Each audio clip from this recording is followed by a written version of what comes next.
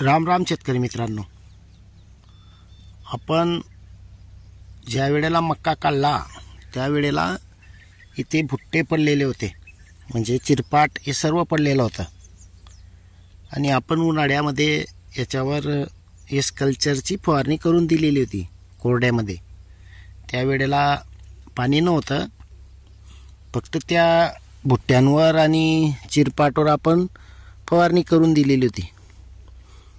त्याच्यानंतर रोटाव्हिटर मारलं गेलं. आपण नंतर याच्यावर मारणार होतो, पण आपल्याकडे टाईम नसल्यामुळे ती फवारणी काही झाली नाही. पण आजच्या कंडिशनमध्ये तुम्ही बघू शकता ते भुट्ट्यांची कंडिशन कशी झालेली आहे. विशेष म्हणजे त्या जागेवर कापूस किती दूर आहे बघा, आणि या पांढऱ्या मुळे आलेल्या आहेत.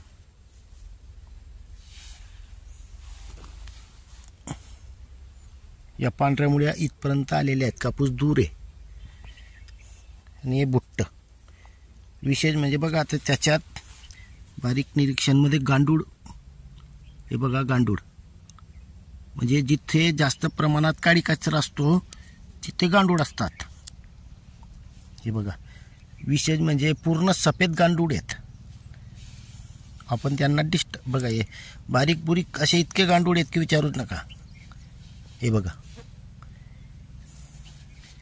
चला त्यांचं काम ते करू द्या त्यांना. हे पांढऱ्या मुळ्याही बघू शकतायत तुम्ही. विशेष म्हणजे लवकर कुजतंय बघा, आतमधलं तर गारवा निघून गेलेला आहे. आणि हे बुट्टही बघा कसं हे होत आहे. वाळवी पण तिथे भरपूर प्रमाणात असते. तिथे जमिनीमध्ये कधी पाहिलं तर तुम्ही बघू शकता किती बारीक बारीक होल पडलेले आहेत, कारण इथे गांडुळांची बी संख्या जास्त प्रमाणात असते. हे मशरूम, जंगली मशरूम आहेत ते पण भरपूर प्रमाणात असतात. इथे या मक्यावर सुद्धा मशरूम येत आहेत.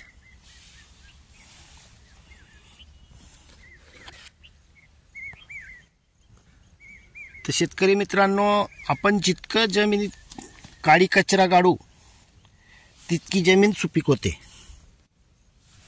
हे गांडुळांचे हे जो बारीक बारीक छिद्रे आहेत ते सर्व गांडुळांचे आहेत. हे बघा कसं करून टाकतात.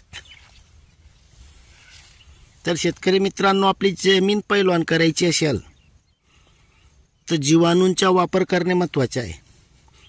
खास करून आपण कधी एस कल्चर वापर केला तर अजून जास्त बेनिफिट भेटतोय. हे आता भरपूर शेतकऱ्यांचे अनुभव येत आहेत. आता जसं एस कल्चर शेतकरी वापरतील तसे तसे आपल्याला परिणाम भेटत जातील, म्हणजे अनुभव येत जाईल. आणि ज्या शेतात एस कल्चर वापर झालेला आहे तिथे गांडुळांची संख्याही वाढलेली आहे, असं शेतकऱ्यांचं मत आहे. म्हणजे शेतकरी आपल्याला फोन करून सांगतायत. तर शेतकरी मित्रांनो, हे बघा, कुजन प्रक्रिया ही फास आहे. कुजन प्रक्रिया झाली त्याच्यामुळे आपल्या जमिनीत सेंद्रिय कार्बन वाढतो. सुपीक जमीन झाली की सेंद्रिय कार्बन ऑटोमॅटिक वाढणार आहे, आणि ते पिकांना जीवाणूमार्फत लवकर अन्नद्रव्य भेटतात. विशेष म्हणजे कापूस किती दूर आहे आणि मुळ्या किती दूर असतात हे तर प्रत्येक क्षेत्रात असतं, विशेष तसं काही नाही आहे.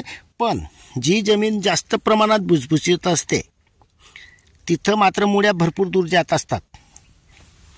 ज्या जमिनीमध्ये समजा कडकपणा असेल तिथं मुळ्या या जास्त दूर जात नाही.